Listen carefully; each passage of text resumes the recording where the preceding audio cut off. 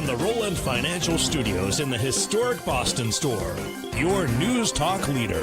WJET, Erie.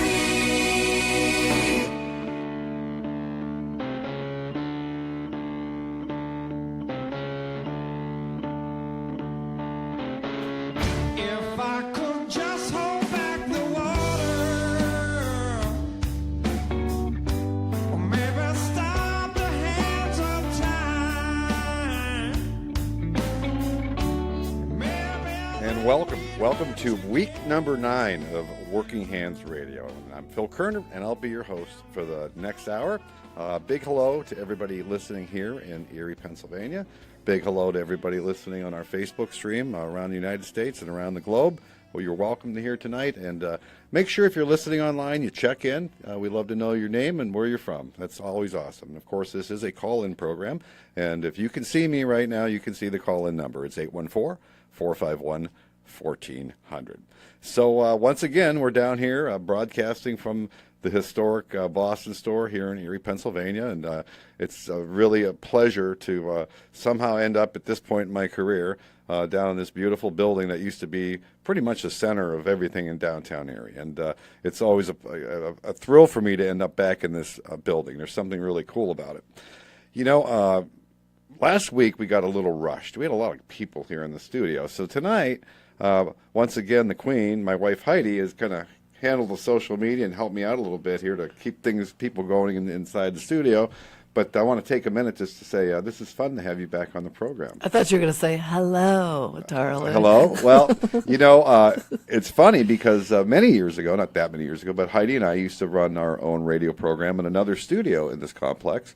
We used to work out of 1330, and we had a program for several weeks called the Better Business Hour.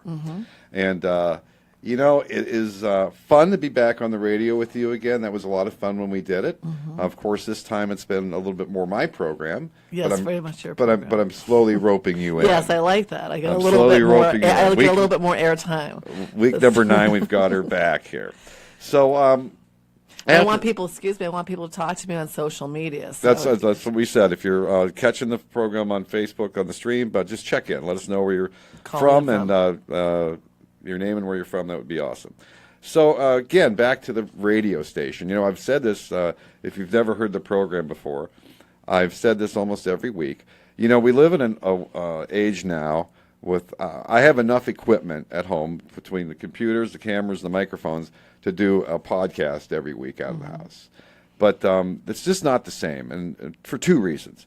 You know, a podcast is just me blathering on and on for an hour or whatever, and I've got opinions, and there's no doubt I could do that, but who wants to listen to me for an hour? No, don't say that. That was the right... I know you like that. Be my support person. Ed McMahon would never say that to Johnny Carson. I know. Probably half the people listening don't know who Ed McMahon and Johnny Carson are anymore. But back to doing out of the house versus doing out of here. The big reason we're here in this studio, there's 2 big reasons. Number 1 is we can take live phone calls, and that's much harder to do at home. You got to invest in a lot of equipment to do that, bring in phone lines and all that. And the second thing, though, it's a lot of fun being at the radio station, isn't it? Now, you were just down here yesterday. Now we can't keep you away. So what were you doing down here yesterday? Well, yesterday, and Marion Taylor and I did some voiceover, so you'll be hearing that later. But they were so great down here, and there is something exciting about being live and these microphones and Kyle back here, and there's an excitement in the air. See, I don't know if you're allowed to say Kyle's name. You might have just outed. It's like outing a CIA guy. No, that's not his real name. That's not his real name. Yeah. That's right. But, you know, you can feel the energy in the studio, and I think our guests feel it. It's fun when they all get here early because of the way we have to get in the building, and that they're all excited and a little nervous to go on the radio. And that wouldn't be the same if we were doing this out of the house. Right. It just wouldn't be the same. So it is fun to be at the radio station. Absolutely. And to have this great studio. Feels very old school. So we had a really good week this week. Got a little press this week. And I'll hold this up to the camera in case nobody saw this. Hope you can see it. Let's see here where the camera's there. So that's my smiling face last Friday. And Jim Martin from the Erie Times News wrote a really complimentary, beautiful article. The only issue I had with it, Jim, if you're listening, I don't think my picture was big enough. I think that should have been the whole page. Yeah. I think it should have been the whole page and actually no writing, no article, just me. I think that would have made the statement. All right, it would have Darrell. made a statement, that's for sure. Okay. But Jim Martin, he's always done a great job. So, Jim, if you're listening, we actually are our second guest tonight, which you guys are going to enjoy. A gentleman I used to work with many years ago, 20 years ago. I haven't seen this guy in 20 years. He lives in Connecticut now, and he obviously was on GoErie.com. And he contacted me. I didn't even know this guy knew who I was, and he's going to be a guest tonight. You guys are going to love his story. So let's get started here. Page 2, I call it. If you're just tuning in for the first time, the reason we're here at Working Hands Radio is to celebrate the trades, right? Anyone who works with their hands for a living. My experience has been in manufacturing, but we're here to welcome the plumbers, the carpenters, the welders, the artists. If you work with your hands, we get it here. So we're here to share those stories of folks like you who build amazing things every day. We're here to give a voice, your voice, not mine, in an effort to educate, to inform, to build a community of like-minded craftsmen right here on the radio, where we can have fun sharing our stories, your experiences, your opinions on the trades. A lot of things going on this week with the tariffs and stuff. So again, it's a call-in show. This is talk radio, and the phone lines are open. So as I always say, this is not a WJET radio station production. This is a Phil Kerner production. And we pay for this airtime with the help of some really cool people, some really good sponsors who had the courage to try something new. Because when you go see somebody and you're like, I'm going to do a radio program, everybody's like, we'll see how it goes. Mm-hmm. But luckily, a few people jumped on board. So in these past 8 weeks, we've had call-ins from around the United States. We've had folks online checking in from Europe, from Australia, from Colombia. Can I just jump in here, too? We have Steve Cook from Missouri. We have Dot Nerbo from Chicago, Illinois. So, I mean, we have already people jumping in from That's all right. over. Well, I think they're online because you look better than I do. I know. All right. So, but we've also had some great guests on the show, and we featured some local business owners, entrepreneurs, some high school students in robotics. So we're still building some steam here as more folks find out about the program. But as I always like to say, I've done a lot of things in this trade for 40 years plus. And this is one of the most rewarding things I've ever done. Mm-hmm. Now, I didn't tell you this. This was a surprise. I didn't bring in the clipping, and maybe people already know this. I was nosing around online at lunchtime the other day, and I saw an article that kind of surprised me. Did you know Toys R Us is going out of business? Oh, no, I didn't. And I don't know why that kind of bothered me. Mm-hmm. I was sad to hear that. Mm-hmm. And as the father of 4 boys, I spent a lot of time at Toys R Us. I mean, it was and I think it might be a guy thing. I don't know if girls get as excited about the toy store as boys do. I don't know. Well, I know, but also that you worked with toys. Well, that was the next thing. Going into the toy store with my kids, sometimes it would be to get them a birthday gift, or sometimes a reward for good behavior, mm-hmm. maybe a bribe for future good behavior. Mm-hmm. Yeah.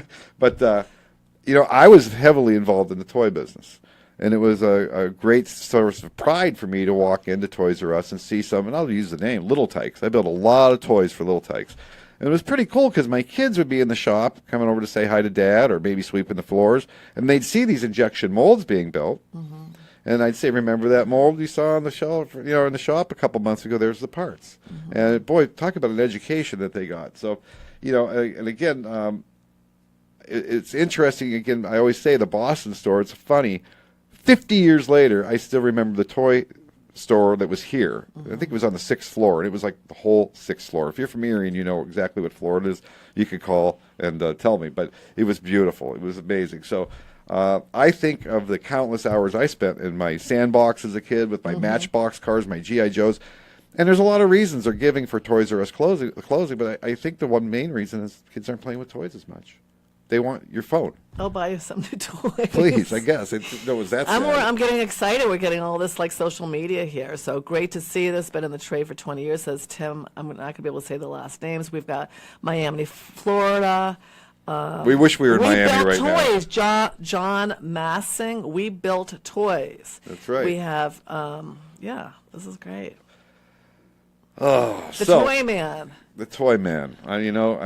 Toy work was a lot of fun, and the tolerances weren't quite there, but the creativity, because toys look like, for the most part, boxes, right? They're curved, they're round, and of course, toys need to be curved and round because you don't want any sharp edges, right? But it's why is it closing? Because so many kids are. The reason they gave made no sense. They declared kids are not playing with toys anymore. Last year they declared Chapter 11 bankruptcy, which gave them the opportunity to reorganize. And the experts are saying they didn't do a good enough job informing the public that even though they had that bankruptcy, they were still in business. They were just reorganizing, and the public gave up on them. I don't know about that. I don't know. If you need toys, that's the place in Erie to go is Toys R Us. But I don't hear. I mean, my nieces and nephews, they don't want toys anymore. They want. They're older. No, but I mean, they want like PlayStations or whatever. Which would still get a Toys R Us, I think. But yeah, the really cool stuff, the Tonka trucks and the GI Joes. You're really aging yourself. Yeah, but if you're out there listening and you're a guy. There's nothing better than getting a Tonka truck. It was made out of steel. It had real rubber wheels. I don't know how else to explain this to you. I'm excited and sad at the same time. I can see that. So, anyways, here at Working Hands Radio, we celebrate men and women who work with their hands. And we've already had several here in the studio. Had the pleasure of working with many women in the trade over my many years working in the injection mold industry or tool making industry, and they were very good at handling a lot of fine detail. And a lot of times, in fact, I employed a female. I think her name was Nancy. Many years ago, she was my polisher, my mold polisher, and of course at Anson Tools and Gauges here in Erie.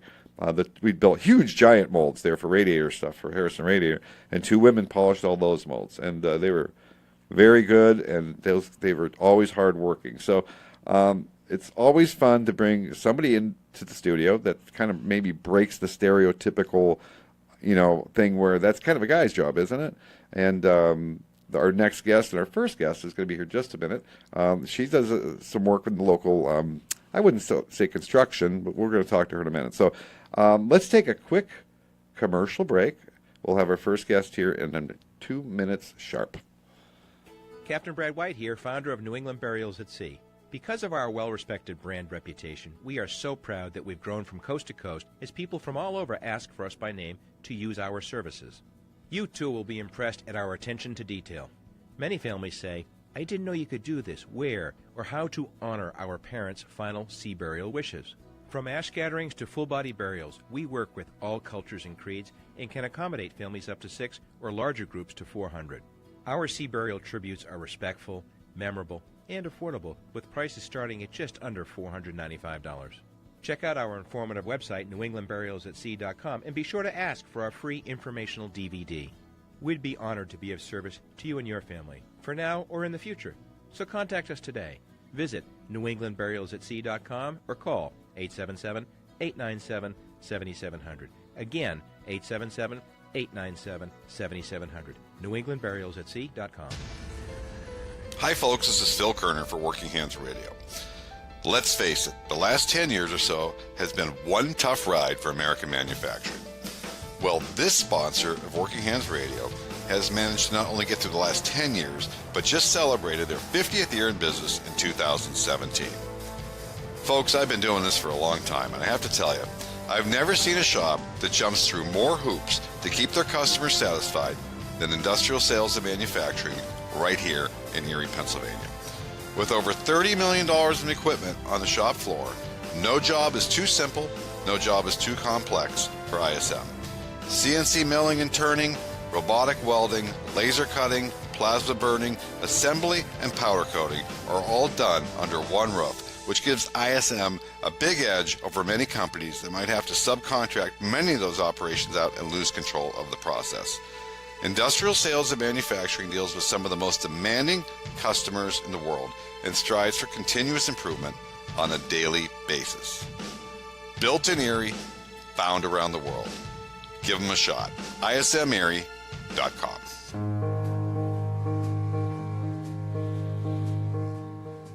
All right, well, welcome back to Working Hands Radio. My name is Phil Kerner. I'll be your host for the next about 45 minutes, right here till 8 p.m. Eastern Standard Time. And quickly, this is a call-in show. If you have any questions, any comments tonight, the number here, if you're out of town, 814-451-1400. If you're an Erieite, just take the 814 off, 451-1400. So keeping in line with our female guests who kind of work with their hands, I'd like to welcome into the studio tonight Bonnie Conley. Welcome. Thank you, Phil. And it's Thank so you. small in here, I can usually shake hands with my guests, which is nice. So, Thanks for having me. you're very welcome. So, Heidi, you're out of the shot right now. That's okay. You're okay. So But just as long she'll as be I can back. have my voice back. Your every once voice in a is while. your voice is. I was back in getting there. used to the camera. So Bonnie's business is called Bonnie's Finishing Touches, and let's talk a little bit. First of all, you said that when you first sat down, you said you had a comment about the toy business. What was that? Right. Well, you were mentioning about the Toys R Us and everything like that, and I reminded me. My dad used to work for Mark's Toys, Oh, God, and don't get I me remember started. as a kid bringing home those toys. Especially one of my favorites was the Rock'em Sock'em. Rock'em robots. Sock'em Robots. If you've never heard of the Rock'em Sock'em Robots, look them up. They're probably on eBay yet.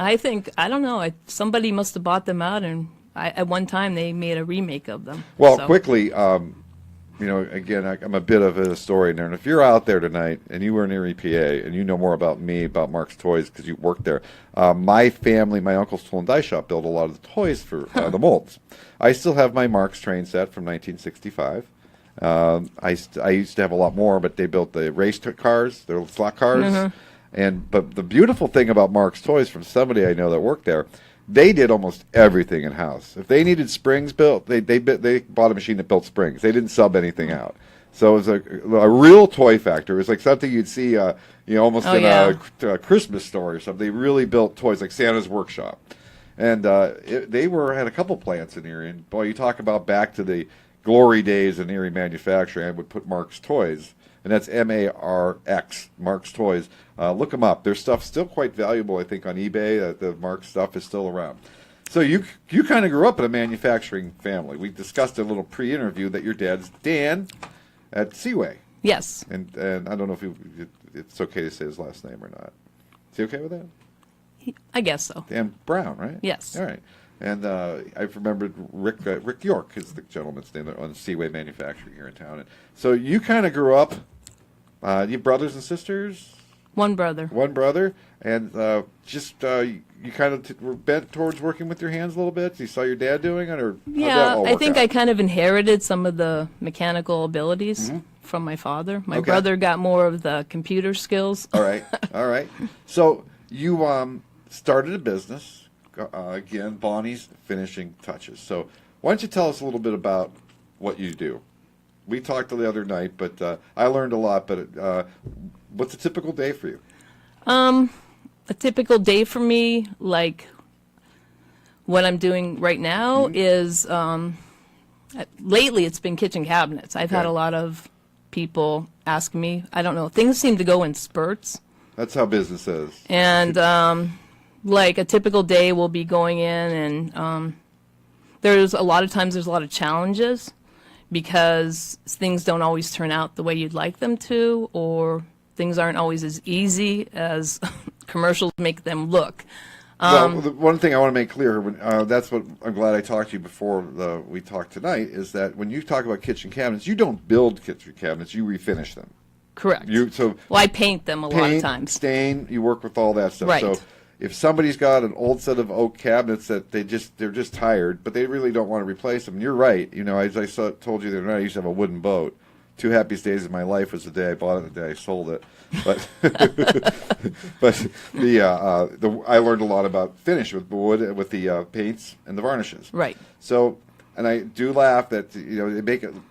Like you're just going to go to Lowe's. You've got these old kitchen cabinets in this house, and you're just going to buy this magic refinisher, and they're just going to be beautiful. Not the case, right? Right. So people call you in when they don't really want new cabinets; they want to reface their old cabinets. Right. Or what else besides cabinets? What else would we do? Right, but I was going to comment on what you were saying, and a lot of times it'll say, "Oh, you don't need to sand or prime," and that's a real.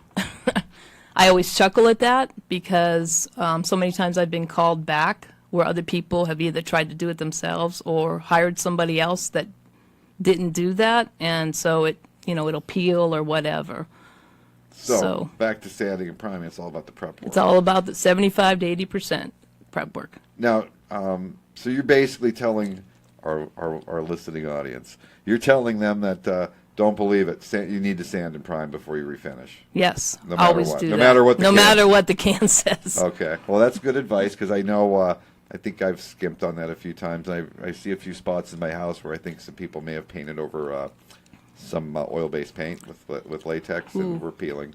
Yeah. I have to stand those. So that's a good And question. I guarantee my work, so I want to make sure it's going to last and not just fix a surface problem. So you also do general painting also? Correct. Okay, so you could paint living rooms, paint ceilings, or whatever. People need a Right. room redone, you'll do that? I do a lot of repair work on drywall and plaster.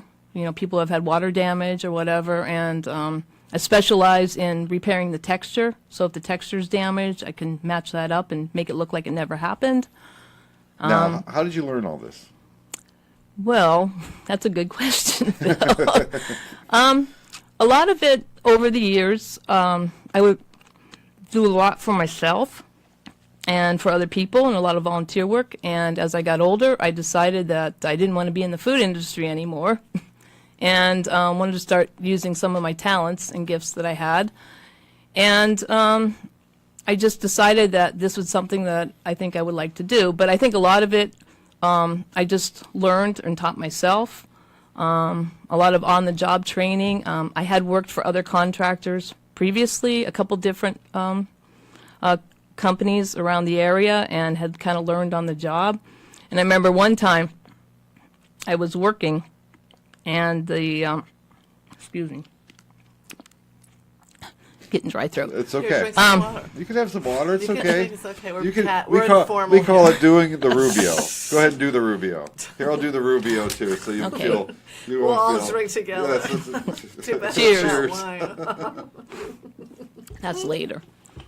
so we all did the Rubio. We all have clear pipes now. So I think my interview is so deep she's choking up. Totally. I'm trying to think what we were talking about. Your But- experience, how you got your experience. Yes. And so I worked on the job, and then I remember working with the guys, and, you know, I would always get stuck with doing the trim work, doing the repair work, and they would get in and roll on the paint on the walls, and which goes a lot quicker than the detail stuff. And I would be like saying, how come I'm always getting stuck with this stuff? And they would say, oh, because you're good at it.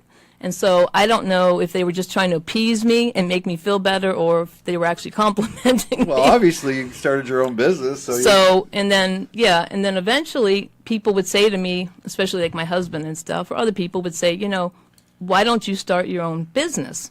And I was like, well, the time has to be right. The time has to be right. Because a lot of times in the winter, when you work for painting companies, they get slow because it's seasonal, and I would get laid off. Well, in order to go self-employed, you had to basically give up your unemployment to go self-employed. And I started my business back in 2004, and I came up with the name Bonnie's Finishing Touches because I kind of debated over what to call That's it. a good name. I like it. You know, just because it was my finishing touches. And the state offered a program called the C program, Self-Employment Assistance. You could actually keep your unemployment while you were going self-employed. So the rest is history. That was a nice. 14 years later. 14 years. So you've been any employees, or it's just you? It's just me. Okay, you're bringing a helper once in a while on a big job, or just? Yeah. Okay. But my daughter used to help me, but Right. she's not around no more. But Okay. my husband will help me once in a while. It was kind of a family thing because I had started off as just painting walls and stuff, and it kind of just grew and branched out over the years because people would ask me, can you do this, can you do that? My husband was an industrial contractor for 25 years. You know, if I had a question about something, he was kind of like my backup guy, Absolutely. you know. That's a good backup guy to have. You know, Right. if I needed a hand with something, he could come and help me, especially when it came to moving like heavy things or ladders, like there'd be a chandelier coming down and Okay. you're trying to move this 20-foot ladder and not hit the chandelier. So, Now you talked a little bit. Oh, good. Yeah, Heidi. Yeah, can I ask? Because I know that Bonnie also calls You herself. didn't raise your hand. I did. Okay. I said it's my turn to talk. That's how it works at home. So what I love is she's got this tagline that I've heard her say, "Handy ma'am," right? right. And you do handy ma'am work, right? I mean, Yes. So there's other things that you do, but I've always been curious, and maybe I'm taking your No, go ahead. questions. I've always been curious how that is. It's sort of a man's world, being, and how do people perceive you when you say, because you used to, when I first met you, I've known you for a while. When I first met you, you weren't so formal with Bonnie's finishing touches. You were like, I'm a handy person. So how do people respond to you at first when you say something like that? Don't they react somehow, or? Well, one, they like the handy ma'am. Yeah. And that all got started. Yeah, with a lady at the Department Association. I was in there trying to put an ad in their newsletter, and because I'm a member there as well. And I said, I don't know. I'm like, I do painting and handyman services, but I'm not a man. And she said, no, you're a ma'am. So I thought that was a really good thing. So I kind of took that and put that on my cards and stuff. Okay. But what were you asking me about? And then something that you would say that too for, like, I know some of your taglines and working with women a lot when their husbands, you ask them to do something, you create a list. Like a honey-do list? Yeah. You'll actually do a honey-do list? Oh, yeah, if I can. You're hired. You're hired. Heidi, give her the... There's so many times women have waited for their husbands to get around to stuff, and they just got tired of it. That's a great service. So what's a typical thing on a list that the husband just can't get to that you come in and do? I don't know. Sometimes just changing the door locks. I don't know. Window sill repairs. I do a lot of trim repairs. We talked the other day about the dogs chewing on stuff, and sometimes it has to be sanded down. Sometimes you just have to rip it out and replace it with new and stain it to match. You can do all that. I can do all that. You did tell me a story the other night on this job you either working on now or just finishing up the stain problem. What was it ended up bleaching, or what was it? You're talking about that kitchen that I said was from hell? The kitchen from hell. Are you swearing on? They were allowed to I say already asked she's if I double could say toothpicks here. So we say a lot worse than that when the microphones aren't on. So we're actually doing very good. I don't think you've ever had to hit the button here, so that's good. So back to the kitchen from hell, and tell me a little bit about that. That was a good. And the story. customer actually called it that. I didn't have the guts to say it, but I felt it. So what was the issue?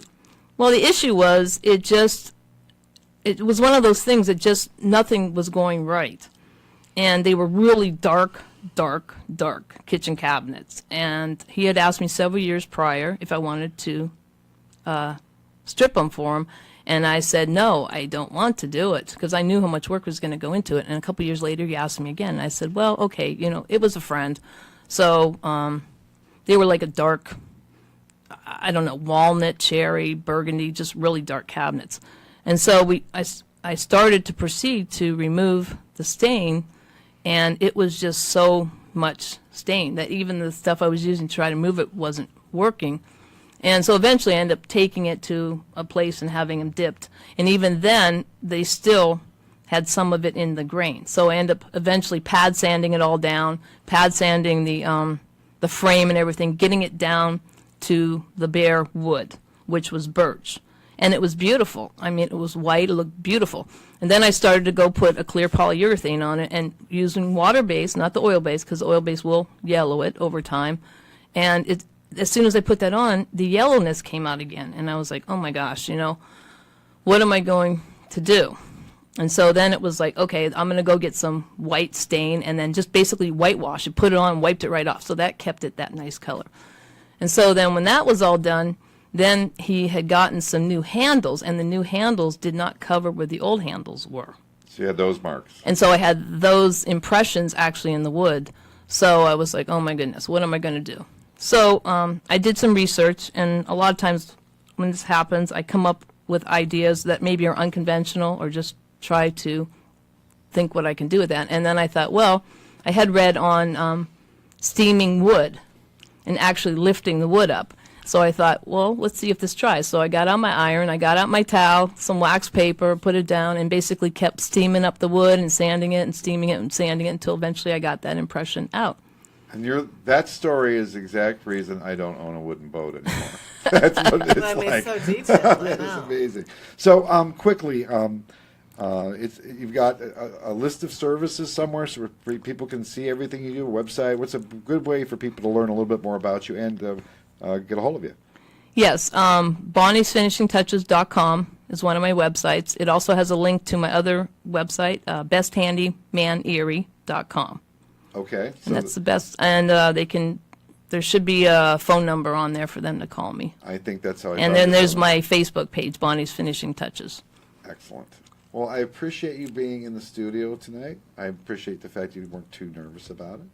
I think Bonnie did bring us a bribe tonight. Someone has a bottle of wine floating Yeah, she around makes here her tonight. own wine. We It's haven't like, opened well, it since My yet. she's a husband, little my bit- husband does. That's This after the break. Handy ma'am is the best. Excellent. The best handy man. Well, thank you for being on the program. Thanks. And this will be all recorded. We'll make sure you get a copy of it. Or if you go home tonight and turn on Facebook, it'll. When I'm done at 8, takes about 10 minutes, and the whole show is up there, so you can see your smiling face and Heidi's smiling face and my face, and program's there for you to enjoy. So make sure you pass it around and tell people about your business. Great. All right, thanks, Bonnie. I appreciate that. Now watch Thank your you. step on the way out, and Heidi was going to talk to you a little bit about any social media updates to go through at that time. Okay, so let's let Bonnie slowly get out without stepping on any cords.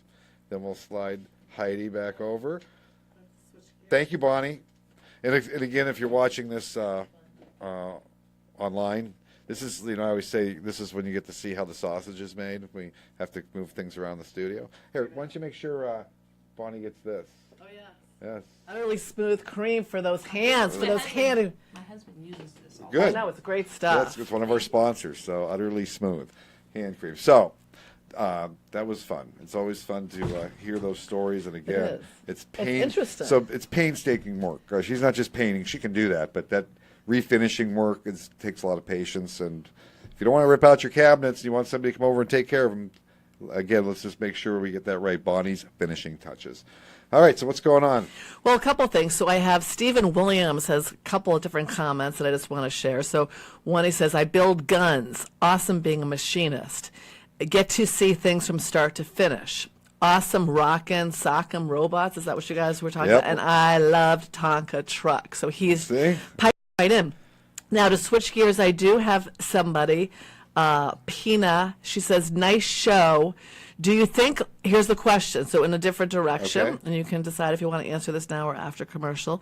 Do you think local, see how I'm already telling you how to run your radio show? This is the opposite of home, and this is actually the opposite of home. I just noticed. At home, she lets me pretend that I'm the boss. I'm already At the directing radio you. program, I let her pretend she's the boss. So what's the question? No, because this is good. I love this. Do you think local governments and community colleges are doing enough to promote the trade in young people? No. Thanks. No.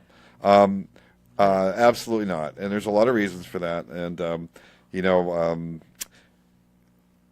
there's so many different directions I could go with that question. Number one, it's not, the trade never used to have to be promoted, right? Everybody just wanted to do the trade. In fact, I can back that up a little bit. I actually brought stats tonight, and we're getting so professional here. We're actually going to have facts on the program. I was on Facebook the other day, and this subject kind of came up about, but it got a little nasty because, Facebook isn't where you go to share pictures of your cats and your kids anymore. We go to Facebook to argue about politics, right? So, anyways, somebody made the statement. do. I no, I really don't. Please, well, that's another story. So, anyways, somebody made the statement that the people in Erie just need to get over the fact that manufacturing is dying and quit clinging to these jobs. You old guys just need to figure out it's done. Well, here in my hands, I've got this profile of Erie County, and this is from the PA Department of Labor as of January 2018. And manufacturing at this point is still almost 20,000 jobs, 19,884 jobs. That's 16.2%. But we've been taken over, and that's the first time I've ever seen that. Healthcare and social assistance is now 20.5%. That's hard to believe. And third is retail trade at 12.5%. So manufacturing is still one of the major employers here, in Erie. And the best part is the average salary for the healthcare, which is number one now, is $43,000 a year. The retail is $25,000 and manufacturing is $58,000. So it's still the king. Okay, so go. despite the fact that everybody wants to get into healthcare and everything. Right. if you get a good manufacturing job, and the other guy said, I think it was Steve online, there's nothing like the satisfaction of building something with your hands from start to finish, and especially when you get good at it. And you've been in the trade for many years, and now you can look ahead, and you can plan it better, and you can add your finishing touches to it. Just gave Bonnie a plug there. So there's a lot of satisfaction that comes from that. So the trades, how do you promote a trade when they're taking shop class out of a lot of schools? So that's the question is, or the answer is, that's what we're doing here. That's what we're here. That's what we have guests on the program to talk about the trades and working with your hands, and to tell the stories of working with your hands, and the satisfaction, the deep satisfaction that comes from building something. So that's why we're here. So great question. So just a minute from now, I want to make sure. Is our caller online? Okay. They're going to have a really fun guest on for you guys who've been really enjoying some manufacturing stuff. I'll introduce him. We're going to take a quick break here, and we'll see you in 2 minutes for guest number 2. We know it feels like your world is falling apart when you lose someone you love. At Descus Martin Funeral Home and Crematorium, they can help you hold things together. Take care of the million things that must be done to bring chaos into focus so that you can cope. Jack Martin, funeral director, offers a state-of-the-art facility in a park-like setting that provides a sense of comfort with his understanding staff and soothing atmosphere. Whether you need immediate support, out-of-town arrangements, pre-planning, or grief counseling, Jack is here for you. Jack Martin is very civic-minded and involved in our Erie community. He is the president of the local Rotary, teaches a death and dying class to local high school students, and yes, he answers his own phone. Please keep Descus Martin in mind in your time of need. You'll be in good hands. DescusMartinFuneralHome.com. Life is about changes. The home that was so perfect yesterday suddenly seems too big, and the thought of moving may seem overwhelming. Perhaps your parents are still in the family home, but need help downsizing, and you live across the country. Or worse yet, a loved one has passed on, and you are faced with clearing out the estate and prepping the house for sale.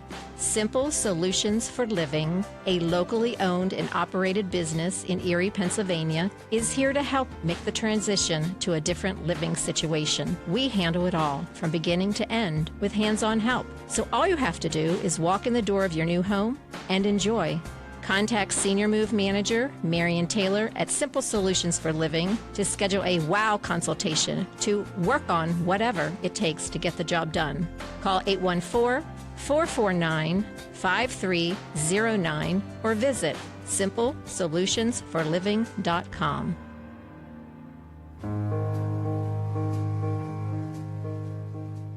Well, welcome back. I'm Phil Kerner. Welcome back to Working Hands Radio. And as promised, we've got another guest on tonight. You guys are in for a real treat. I have to tell you, a few days ago, and I mentioned this at the beginning of the program, the Erie Times News here ran a really great story about Working Hands Radio. And not realizing, of course, I don't think about, because I'm reading the paper here in Erie, but they've got a big following online. You know, people retire, people move away from Erie, but it's their hometown, and they want to keep tabs on it. So my next guest obviously saw my article online, because he doesn't get the Erie paper. He's up in Connecticut. Frank is one of the top 5 guys I've ever worked with as far as knowledge of the trade. He is that good. And I've got my 5 in my Hall of Fame, and I didn't know whatever happened to Frank, and he's going to tell us a little bit about that. But boy, talk about a precision guy, and a guy who's done it all in this trade. He reached out to me after the article, and we started talking. I said, this is just too good. This is so good, we've got to get him on the program. And I could give you the longest introduction for him, but let me just tell you one thing. Frank is a really brilliant guy, but when the shops were all getting killed in 2000, 2003, Frank was a vocal opponent or supporter, whatever you want to call it. Frank went to every town meeting. Frank went to every congressman. Frank went to every senator, state senator, federal senator, United States senator. He was there. So we just started chatting the other day, and I realized what a great guest. And I can guarantee you this next 10, 15 minutes or so is going to get your interest because Frank doesn't hold back, and we're gonna let Frank. This is Frank Unplugged. So, welcome to Working Hands Radio, Frank Urisic. Are you there? Okay. Thanks, Phil. Well, you know, I feel like a hero now. You're my hero, Frank. So, anyways, Oh, well, you know, again, I was so pleased that you got a hold of me, of all things, on Facebook. Then I guess you probably saw the article online, I'm going to guess, right? my son-in-law sent it to me. All right. He's a manager or a sales rep, or I'm not sure what he does for Shorts Tool down in Meadville. Okay. And he sent it to me, and I seen your name on there, and I seen what you were doing, and I said I have to call you because it's been a long time. Well, again, go ahead. After we talked for a couple minutes, I realized you needed to be on the program, not just as a call-in, but as a guest. Yeah. Yeah. So, so quickly, one of the things that got me during our conversation on Sunday, you spoke about, and I could just hear the frustration in your voice, the transfer of knowledge, and you really were speaking about Penn Erie. Penn Erie is, for those of you online, not in Erie, Penn Erie is a tool shop here in Erie. It's still in business. It's changed ownership a few times. But is that where you got started? Was that Penn Erie? No, I actually got started at a company called Accurate Finishing Tool. Okay. And that was about, actually I started sweeping floors there. And the owner, Bob Knoll, asked me one Saturday to see if I would be interested in running doing a little lathe work for him. And that's where it all started. What year was that, Frank? In about 1963. 1963. Wow. Amazing. Yeah, and it all. I just I love the trade. I love making things. I moved on from there to American Sterilizer. I had an opportunity there, and I started just operating a machine, and the company, because of my aptitude for machining, asked me if I'd be interested in becoming an industrial engineer. And I was there for about 6.5 years.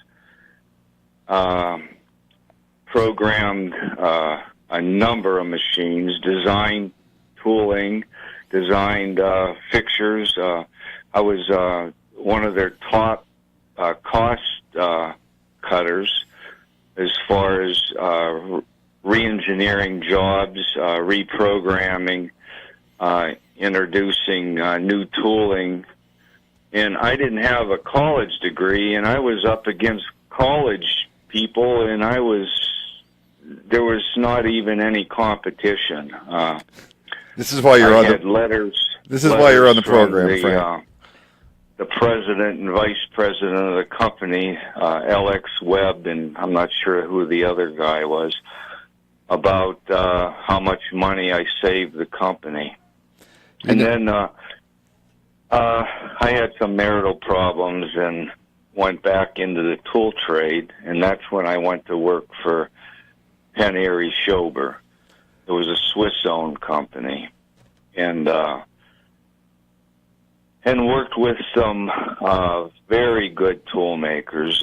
Frank Gilmore was my idol. Tell our listeners about the Franks. You worked with a lot of Franks.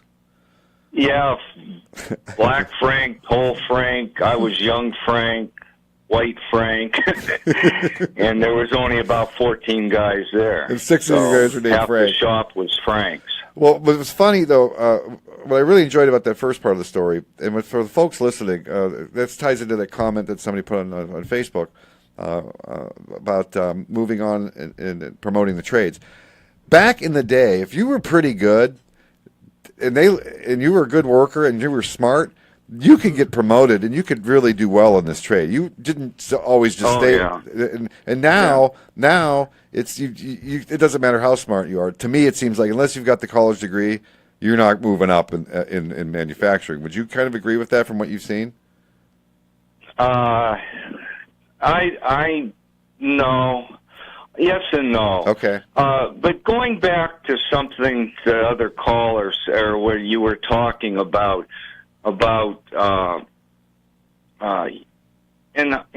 junior high school, I believe that the kids that were interested in metal shop were beyond where these kids that go to trade schools. And I taught at PMI for 1 year down in Meadville, and that's almost a joke and a waste of money. I mean, that is pathetic. I don't know exactly how to explain it, but you cannot teach someone the tool trade in 6 months or a year. It takes working with journeyman tool makers to transfer the knowledge. You have to see things done correctly in order to make your own methods, come up with your own methods of doing things. But first you need that knowledge that you can't get in a classroom, you can't get in a book. You're only going to get it working with top people. And there's no top people anymore, or very few.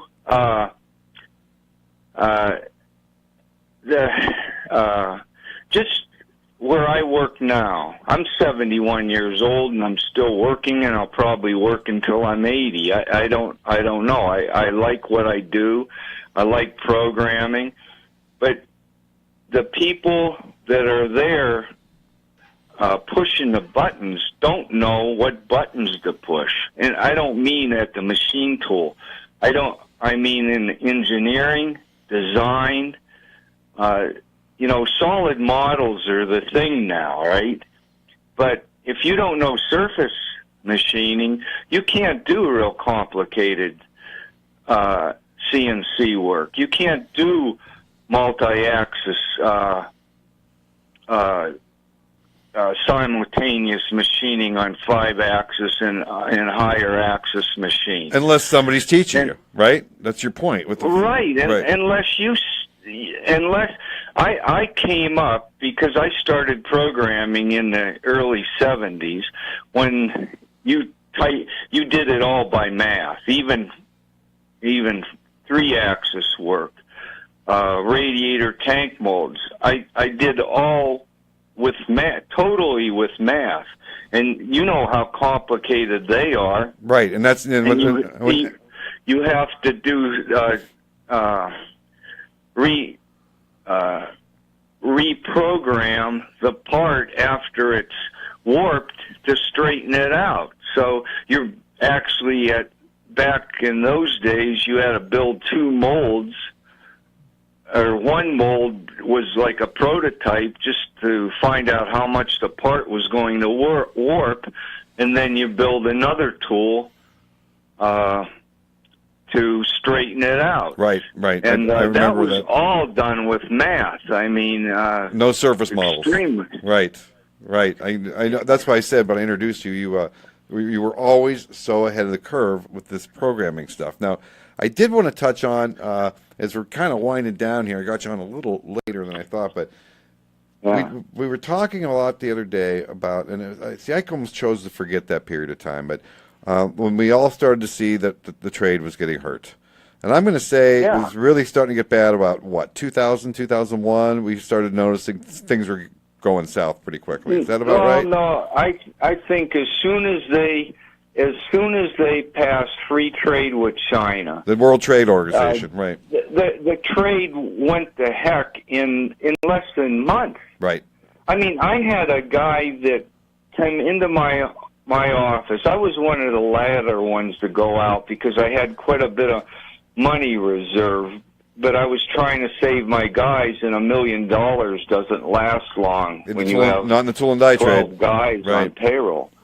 But I had a guy come into my office and broke down. It was second or third generation owning this company, and they came in and took every job he had. Mm-hmm. Now, and I totally blame politicians, and I don't want to be a conspiracy theorist on your show. But go ahead. there is no way that you can tell me that it's not deliberate, because you have to almost be a fool. The tool and die trade makes every product for the pharmaceutical industry, everything comes from the defense the tool industry. and die industry. The defense industry. You know? Defense. Right. Hey, I worked on parts for the F-22 Raptor for Parker Hannifin. Do prototyping. They trusted me on prototyping. They came to me for prototyping for the swirlers on the Gen 5000 engines, General Electric jet engines. And the thing is that, well, let's even go back. Back in the early days when I was basically an apprentice, every shop on 12th Street during the Vietnam War was building military products. That's why I didn't go to Vietnam. We were working on a portable runway machine that built runways for landing out in the jungles. What are they going to do now? If we would ever go to war, what are we going to get our parts from China? Well, that's a question I ask all the time. I just don't get it. You're exactly right. I don't get it. No, we would not be able to. I was doing work for all over the world. That's what put me out of business, was sending molds to Switzerland, and FedEx lost them for me. And after I couldn't, because we're talking some big money here, I couldn't make payroll, and I was gone. And they found my tools in China, and they were going to Switzerland. That's amazing. So, Frank, what year did you end up closing the shop? I filed bankruptcy in 2004. And I closed in the spring of 2004 myself. So, you know, if you're listening, if the folks listening, this isn't a pity party, okay? What you're hearing is two guys who had really great shops. Frank's shop was very advanced, beautiful shop, and two guys, you know, that were just doing good work for their customers, and it just was gone. It just was. Well, not only that, I started my company to support smaller places that couldn't afford the advanced equipment, because first of all, they didn't have the knowledge to do that type of work. So I was selling Boston Digital machines. I was supporting them with programming, helping companies do high-speed machining, and I built my company on that, on supporting. Now, when you get 300-plus companies going out of business in the Erie, Meadville area, there's my clientele. That's my bread and butter, and it was in just a few years, couple years, that people were gone, and the families that were destroyed.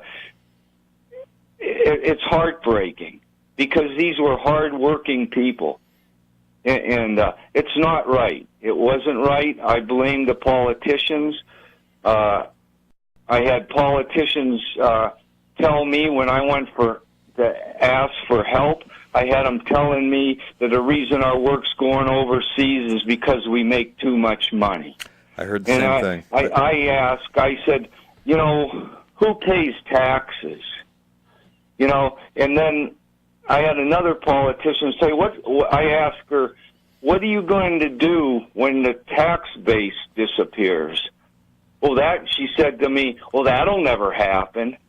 Well, I can assure you in Erie, Pennsylvania, we've lost a lot of our tax base. Hey, Frank, I need to have you back on. This was a lot of fun, and I do want to talk to you again sometime about I'm really curious. I know how you embrace technology. You still embrace technology at age 71. I'm sure you're not in there with a hammer and chisel. I'm sure you're sitting in front of a really nice-looking computer doing some really cool work these days. Am I correct?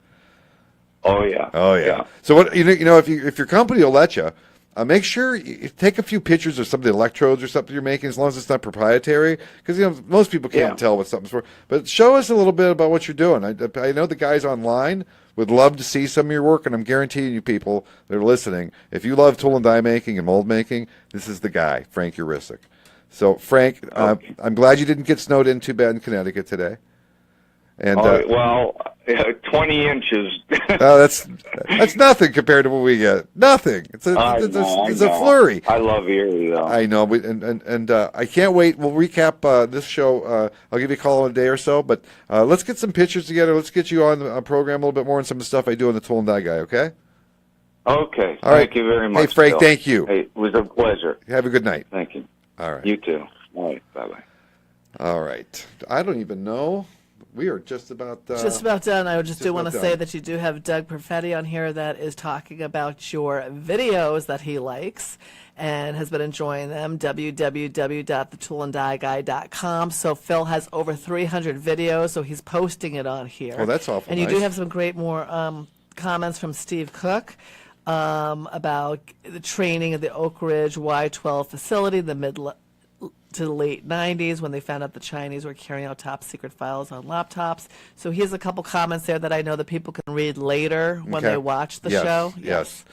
Did you hear the pain in his voice? Yes, and the passion. The passion. The passion and the pain. I got to tell you, Frank had one of those shops. He had, it was beautiful. It was stunningly beautiful. And Frank did everything first class. So it was a bitter pill for all of us to swallow, but and he's so talented. He's just never going to stop. That's why he's up in Thompson, Connecticut. And I don't know if I'm allowed to name the place, so I don't want to do that.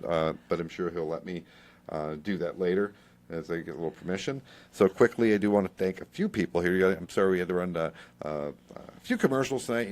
These people support us, so we have to run those and make sure you guys know about them, or we wouldn't be here. But one of the guys that called me after the first program and wanted to get involved, and I'm gonna actually do a good job for him tonight. This works. I can't get it out over my headset, but utterly smooth. And everybody loves this cream. Everybody loves this cream, and I know Heidi's been giving out to all her girlfriends because they sent me a bunch to give away. And this is a family-owned business, and I'm going to get them on the radio. Aren't they like a three-generation manufacturer? Everything built in America. Great company. So to the folks at Utterly Smooth, thank you. And I'm wearing this hat. You can see me. It'll be on the recording. And these are really nice hats, too, actually. They're really nice hats. And finally, just to finish up tonight, thank you, Heidi, for helping me out tonight. It was really nice. It's really nice to see the social media comments tonight. Appreciate them.